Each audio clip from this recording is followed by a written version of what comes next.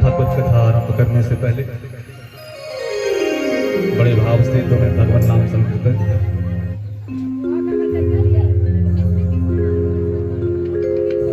श्याम तुझसे मिलने का, ओ श्याम तुझसे मिलने का सत्संग ही बहाना है। श्याम तुझसे मिलने का, ओ श्याम तुझसे मिलने का सत्संग ही बहाना है। श्याम तुझसे मिलने का सत्संग ही बहाना है।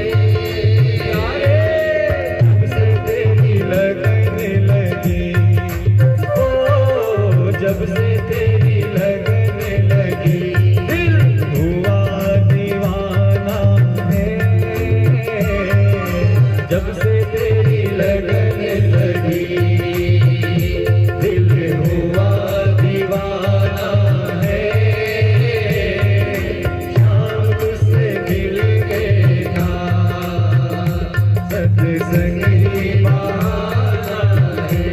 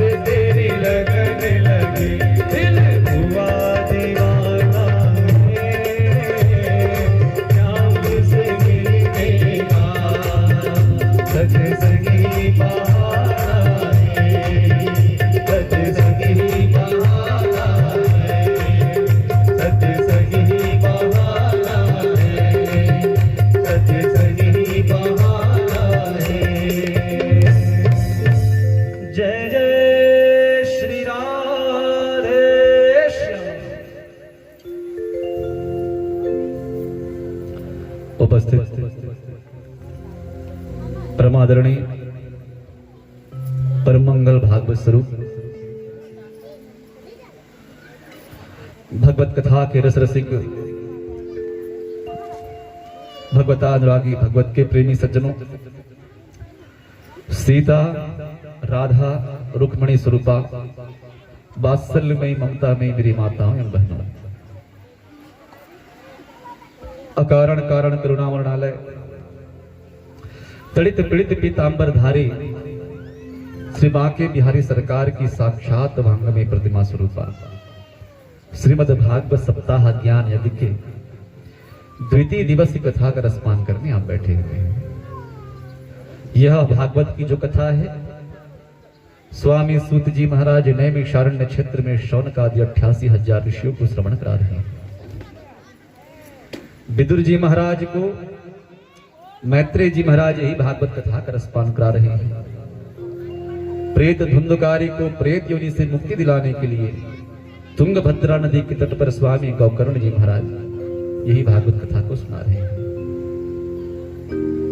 ज्ञान, भक्ति और वैराग्य इनको पुनः युवा अवस्था प्रदान करने के लिए सनकादि ऋषि जो है यही भागवत कथा को सुना रहे हैं। और राजा परीक्षित को उनके उद्धार के लिए, उनके कल्याण के लिए संत समाज के मध्य में गंगा नदी के तट पर स्वामी सुखदेव जी महाराज यही भागवत कथा को सुना रहे हैं। कथा को अग्रसर करते हुए सूत जी महाराज ब्रह्मा के द्वारा रची हुई अनेक प्रकार सृष्टि का वर्णन करते हैं। सूत जी ने कहा, मैत्रेय जी महाराज कहते हैं कि हे विदुर जी, जब ब्रह्मा जी ने नई नई सृष्टि की रचना की तो मैथुनी सृष्टि के द्वारा, मैथुन धर्म के द्वारा इस सृष्टि का विस्तार करना भी आवश्यक था। पृथ्वी लोक तो है, लेकिन यहां रहने वाला अगर कोई प्राणी ना हो, मनुष्य ना हो, तो पृथ्वी किस काम का? क्यों पांडे जी? इसलिए ब्रह्मा जी ने अपने पुत्र कर्दम जो तपस्या कर रहा था उनको बुलवाया और अपने पुत्र कर्दम से कहा कि बेटा तुम जाओ और सुंदर विवाह कर लो। विवाह करने के पश्चात संतान की उत्पत्ति करो, क्योंकि प्रजा जब तक आगे बढ़ेगा नहीं, संतान की वृद्धि नहीं होगी तो ये पृथ्वी किस काम का? कर्दम जी ने कहा, पिताजी मैं संसार की माया में मोहित नहीं होना चाहता, क्योंकि एक बार मनुष्य कहीं विवाह के चक्कर में पड़ता है तो वो ईश्वर से दूर दूर दूर होते चला जाता है। हाँ? रात दिन परिवार की सेवा करना, माता पिता की सेवा करो, पत्नी की फरमाइश पूरा करो, बच्चों की इच्छा पूरा करो, पूरा जीवन इसी में खत्म हो जाता है। भगवान की तरफ वो सम्मुख नहीं हो पाता पिताजी। इसलिए मैं आपसे हाथ जोड़ के निवेदन करता हूं कि इस माया मोह के दलदल में आप मुझको ना फंसाइए। पिता की बात नहीं माने कर्दम जी और जाकर के जंगल में श्री हरि नारायण की ऐसी जबरदस्त तपस्या करना शुरू किया उन्होंने। कहते हैं महाराज, श्री हरि नारायण की सरस्वती नदी के तट पर जाकर के एकाग्र चित्त से 10,000 साल तक इसने तपस्या किया। कितने दिन? 10,000 वर्ष तक। इनकी तपस्या से भगवान नारायण प्रसन्न हुए और शब्दमय ब्रह्म रूप में जाकर के गयऊ निकट तप देखी विधाता, मांगऊ वर प्रसन्न मयताता। भगवान कहते हैं कि बेटा कर्दम, तेरी तपस्या से मैं इतना प्रसन्न हूं, आज तू जो वरदान मांगेगा मैं देने के लिए तैयार हूं। मांगो मांगो पुत्र, क्या वरदान चाहते हो? कर्दम जी ने जैसे भगवान का स्वरूप देखा, उनके स्वर को सुना, चरणों में गिर गए। अब कछुनाथ न चाहिए मोरे, दीन दयाल अनुग्रह तोरे। भगवान के अनुग्रह, उनकी कृपा, उनकी दया से बढ़ के संसार में कोई चीज हो सकता है पांडे जी? कभी उस परमात्मा के सामने हाथ ना फैलाना, क्योंकि हम एक बात बार बार आपको बताई देते हैं कि एक पिता को पता होता है कि उसके पुत्र को क्या चाहिए। कभी मांग के छोटा मत बनना, ठीक है ना? वो सब जानने वाले हैं। कर्दम जी ने कहा कि पिताजी, कर्दम जी ने कहा कि प्रभु आपकी दया दृष्टि हम पर बनी रहे, कृपा बनी रहे, उससे बड़ी बात और क्या चाहिए। भगवान इतने प्रेम में वशीभूत हुए कर्दम की तपस्या को देखकर कि कहते हैं कि भगवान के नेत्रों से आंसू निकला और वहीं बिंदु नाम का एक सरोवर बन गया उनके आंसू से। भगवान ने कहा, बेटा तुम मांगो चाहे ना मांगो, लेकिन मैं वरदान देने आया हूं और तुमको वरदान देता हूं कि आज से ठीक तीसरे दिन तुम्हारे पास महाराज मनु और महारानी शत्रुपा अपनी बेटी जिनका नाम है देवहूति, उसको लेकर के तुम्हारे पास आएंगे। मैं आशीर्वाद देता हूं कर्दम, तुम देवहूति से विवाह करना। किनके साथ? देवहूति के साथ विवाह करना। मैं तुम्हारा पुत्र बन करके तुम्हारे घर में जन्म लेकर के आऊंगा। भगवान उनको आशीर्वाद दिए और वहां से अंतर ध्यान हो गए। इधर भगवान नारायण ने आदेश दिया नारद जी को, नारद जी जाइए और मनु शत्रुपा से कहिए कि उनकी पुत्री का विवाह वो कर्दम जी के साथ करवा दे। हे शौनकादिऋषियों, नारद जी भगवान का आदेश पाकर के महाराज मनु और शत्रुपा के पास गए, कहे कि भगवान का आदेश है महाराज कि आपकी कन्या का विवाह आप कर्दम जी के साथ करवा दीजिए। कहते हैं देवहूति इतनी सुंदर थी, इतनी सुंदर थी महाराज की उसका वाणी से वर्णन करना बड़ा मुश्किल है। एक समय की बात है कि राजकुमारी देवहूति जब अपने राजमहल के छत पर कंदुक क्रीड़ा कर रही थी, गेंद खेल रही थी, गेंद खेलते खेलते एक आसमान से गंधर्व जो था, देवता जो था, वो चला जा रहा था। उनकी सुंदरता को देख करके वहां से वो बेहोश होकर नीचे गिर गया। इतनी सुंदर थी देवहूति। माता पिता ने सुना कि भगवान का आदेश है तो दहेज आदि का सामान लेकर के सुंदर बड़े बड़े रथ में, छकड़े में, बैलगाड़ी में बनवा करके महाराज जंगल की ओर अपनी कन्या को लेकर के महाराज मनु और महारानी शत्रुपा अपनी पुत्री देवहूति को लेकर के जंगल की ओर प्रस्थान किए। कर्दम जी ने देखा कि भगवान के आदेश अनुसार आज ठीक दूसरे तीसरे दिन महाराज मनु शत्रुपा आ गए अपनी कन्या को लेकर के। सुंदर उन लोगों को बैठने के लिए 3 आसन दिया। इतना 3 आसन किनके किनके लिए?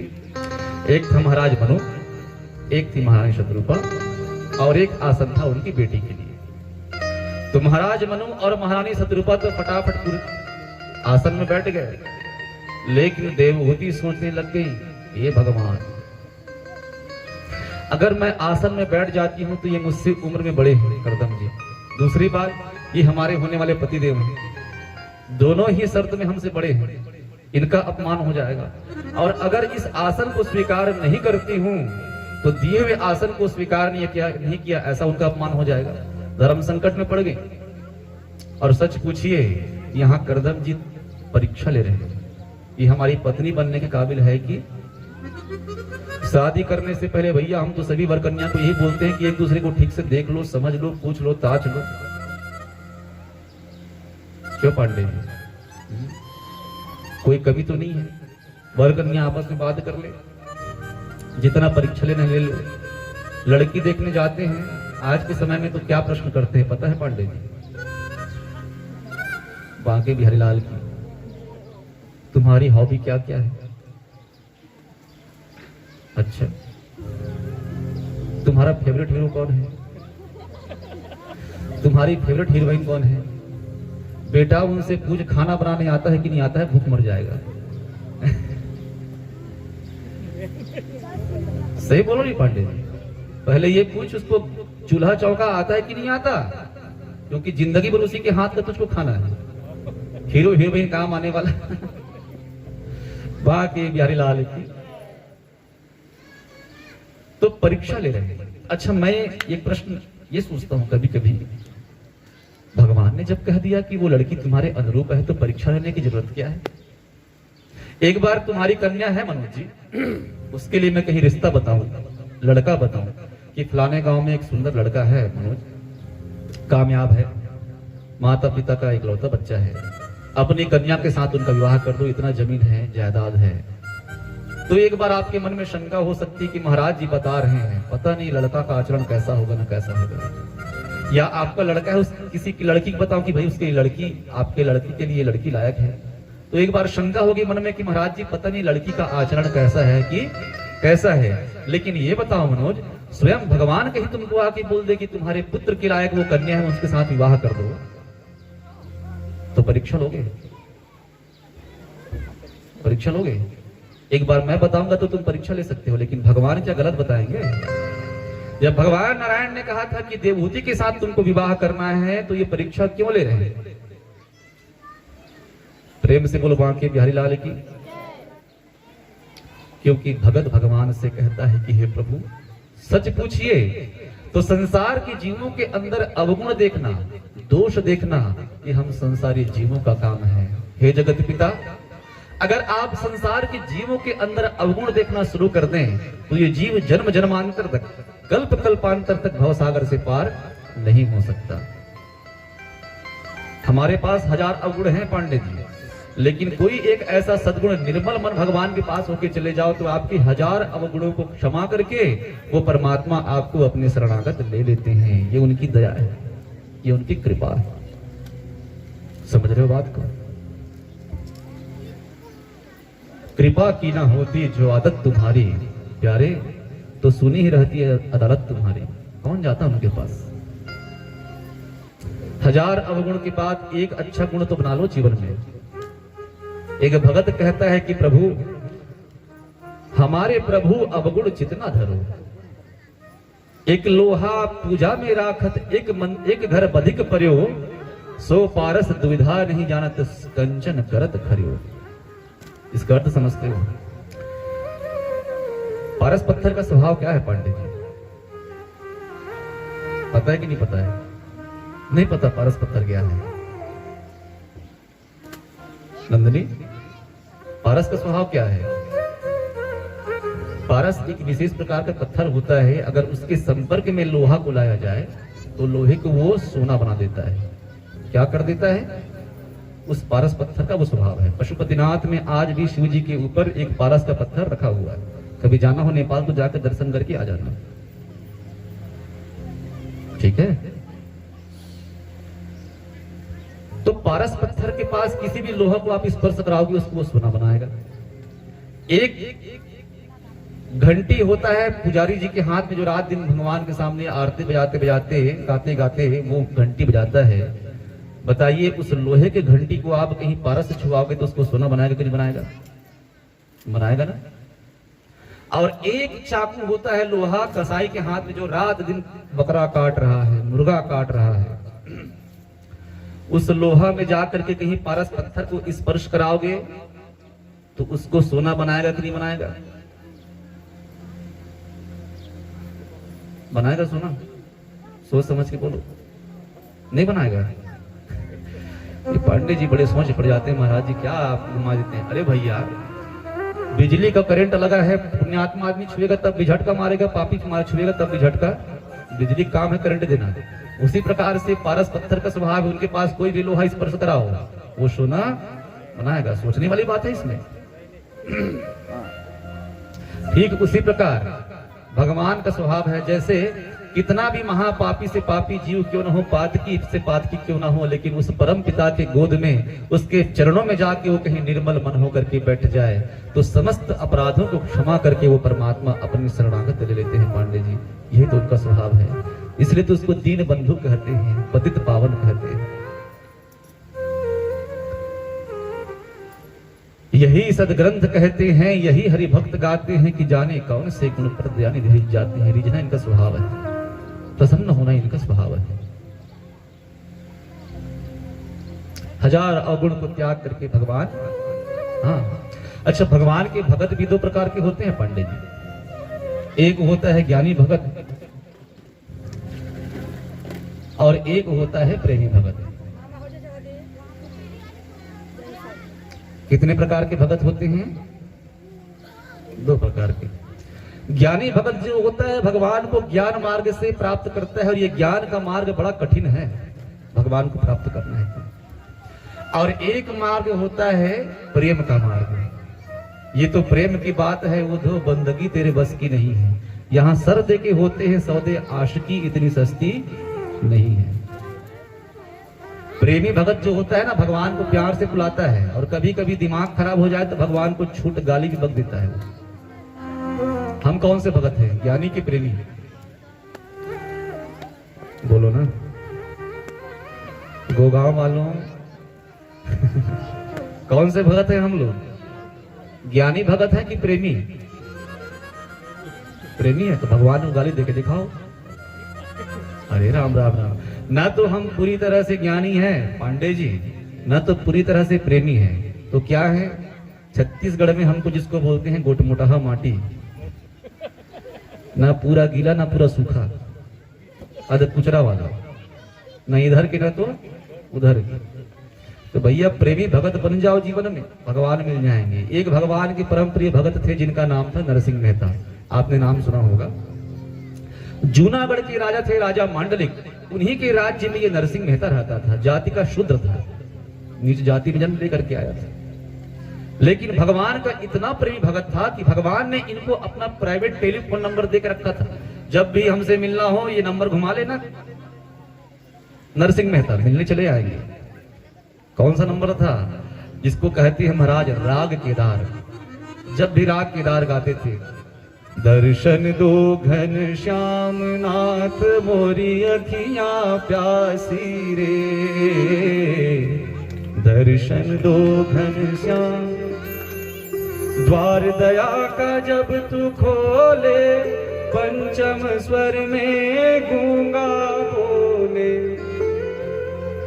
अंधा देखे लंगड़ा चल कर पहुंचे काशी रे,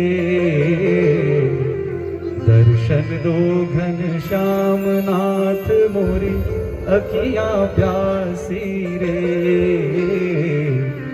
दर्शन दो घन श्याम। जब भी राग केदार गाते थे भगवान इनसे मिलने चले आते थे। लेकिन उस जूनागढ़ में जो बड़े बड़े पंडित थे, जो कर्मकांड किया करते, ब्राह्मण लोग देख के चिढ़ते थे। ये ब्राह्मण कहते कि पापी नीच जात में पैदा हुआ है, शूद्र है। हम बड़े बड़े वेद मंत्रों से भगवान का आवाहन करते हैं, पुकारते हैं, लेकिन भगवान दर्शन देने नहीं आते हैं। और इस नीच जाति में जन्मा हुआ ये नरसिंह मेहता छोटी जाति का आदमी कहता है कि भगवान हमको दर्शन देने आता है। जा करके राजा मांडलिक से इनकी शिकायत कर दी कि महाराज नरसिंह मेहता जात का शूद्र होकर के कहता है कि भगवान इनको दर्शन देने आते हैं। अट्टहास कर रहे हैं सब ब्राह्मण। हम लोग इतना पुकारते हैं भगवान को मंदिर में, लेकिन भगवान कहीं मिले नहीं। ऐसे नीच जात को मिल जाएगा वो? नरसिंह मेहता को बुलाया गया, राजा मांडलिक ने उनको बुलवाया।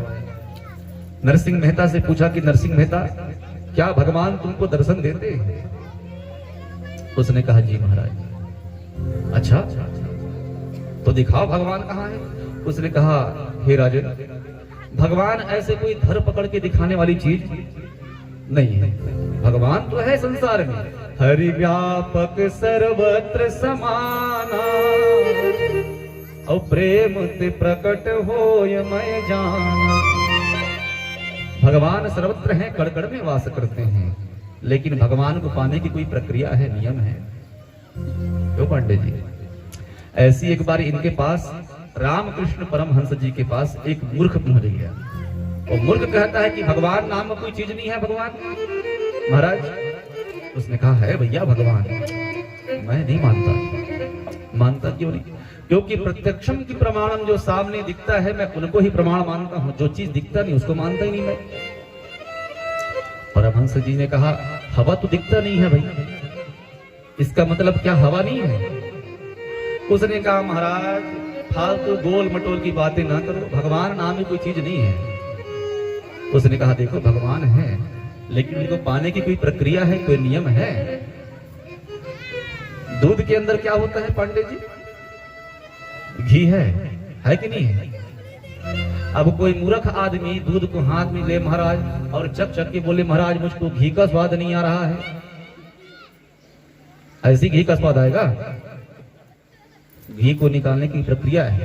पहले दूध में खटाई डालो, फटा करके उसको दही बनाओ।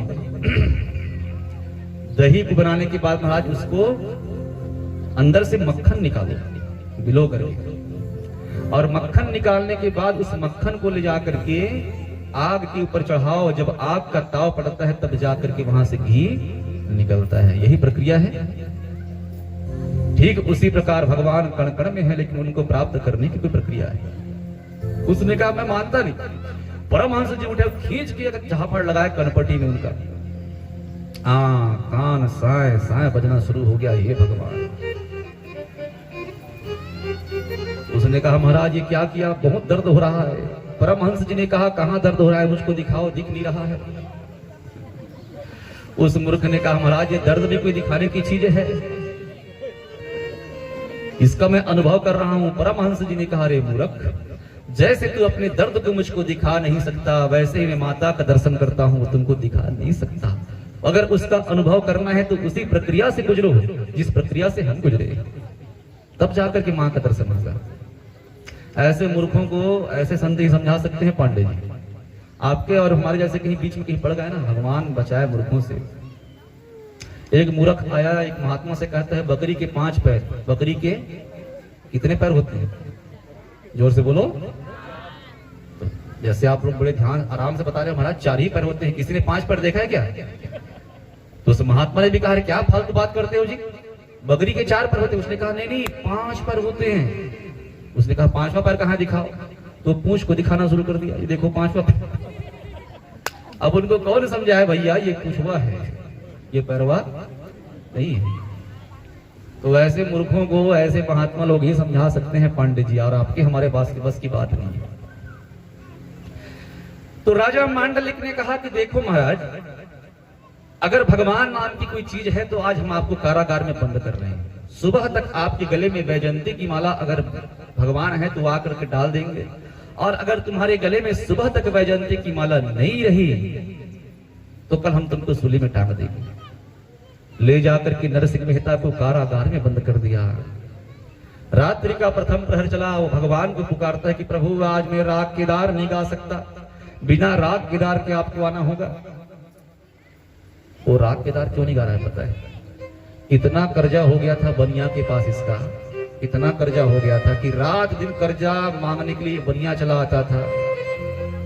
अपना जो बजाने का था चिकारा, जिसको बजा बजा के वो राग केदार गाता था, उसको बनिया के पास गिरवी रख दिया था, और बनिया को वचन दिया था कि मुझको अपने प्राणों से भी प्रिय राग केदार है, क्योंकि जब गाता हूं तो भगवान दर्शन देने आते हैं। अरे बनिया, जब तक तुम्हारा कर्जा मैं नहीं चुकाऊंगा तब तक मैं राग केदार नहीं गाऊंगा। इसलिए महाराज वहां कारागार में वो राग केदार नहीं गा रहे हैं। अब वो चाहते तो यहाँ गा सकते थे पांडे जी, थोड़ी ना आते उनको बनिया चेक करने के लिए, लेकिन वाणी की इतनी सत्यता, भगवान कहते हैं मैं उन्हीं के निकट होता हूं जिनकी वाणी में पवित्रता होती है, सत्यता होती है। आज भगवान को पुकारना शुरू किए कि हे मां, हे प्रभु, हे नारायण, आज आपको बिना राग केदार के आना होगा।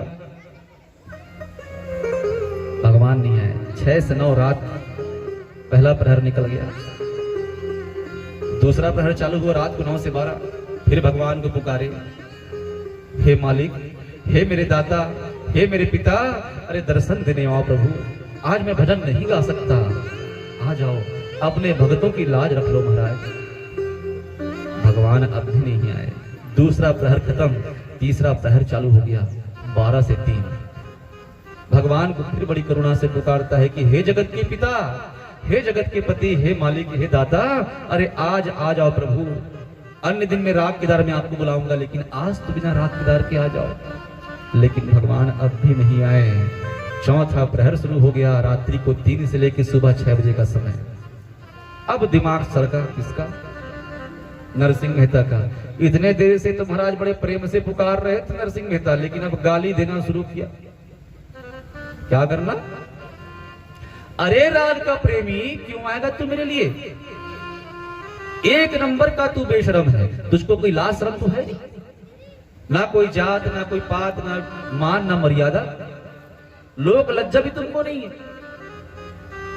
अरे मुझको अपने मरने की चिंता नहीं है, मुझको चिंता है तो आपके नाम की, क्योंकि अगर मैं मर गया तो लोग यही कहेंगे कि भगवान नारायण का नरसिंह मेहता जैसा भगत मर गया। तो जो आपके गिने चुने भक्त आपका नारायण नारायण करके नाम जपते हैं ना, वो नाम लेना भी छोड़ देंगे। इसलिए अपना नाम बचाना हो तो हे जगत के पिता, आप मुझको बचा लो बस। क्यों आएगा तू मेरे लिए? ना तेरा कोई माँ, ना तेरा बाप, 2 माँ और 2 बाप का तो तू बेटा है। प्रेम से बोल बांके बिहारी लाल की कितनी बड़ी गाली है ये बात बोलना किसी को। दो बाप का बेटा अगर किसी को बोलोगे तो छोटी मोटी गाली। जब गाली देना शुरू किए पांडे जी तब हाथ में वैजयंती की माला लेकर भगवान कारागार में प्रकट हो रहे हैं। प्रेम से बोलो श्री बांके बिहारी लाल की। भगवान प्रकट हुए और जा करके गले में वैजयंती की माला डाल दिए, कहे नरसिंह मेहता क्षमा करना बेटा। हमारा एक नाम है विश्वंभर, अर्थात विश्व के हर जीवों का भरण पोषण करने वाला। भरण पोषण करते करते हम ऐसे भूल गए थे कि तुम्हारी आवाज हमारे कानों तक लेट से आई। भगवान विश्वंभर है कि नहीं है पांडे जी? ये खाली नाम बस रखा है विश्वंभर उसने। पांडे जी फिर सोच में पड़ गए महाराज। नहीं देखो, विश्वंभर मतलब हर जीव के भरण पोषण करने वाला। वो करते हैं कि नहीं करते हैं? इसका मैंने एक उदाहरण देखा पांडे जी आंखों के सामने। क्या उदाहरण? हमारे घर में, हमारे घर के जो स्टील का डब्बा है उसमें हमने रख दिया शक्कर।